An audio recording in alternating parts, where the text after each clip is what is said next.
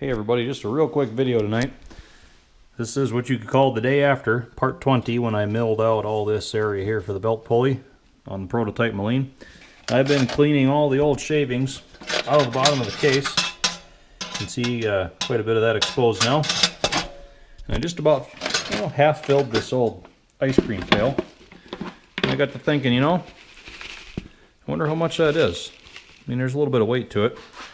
So I got the good old antique postal scale out here. So we'll start over with a fresh container. This thing's fairly accurate. We'll see what it reads.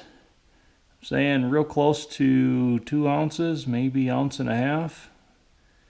We'll just figure 1.5 ounces. So that's the weight of the new container.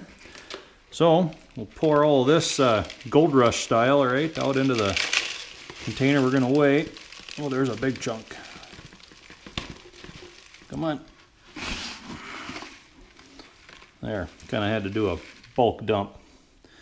We'll make it all dramatic like they do on the Gold Rush television show here. We'll do the final weigh in. And we've got, looks like right on 2 pounds, 2 ounces. So there you go, guys. Just about 2 pounds of material total came out of this thing.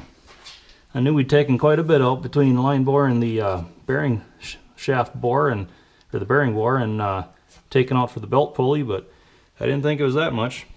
Of course, we still have a few little nuggets down here that are just going to have to be vacuumed out. I'm not going to worry about weighing those, but I was just curious about that. Figured you might be too. Thanks for watching.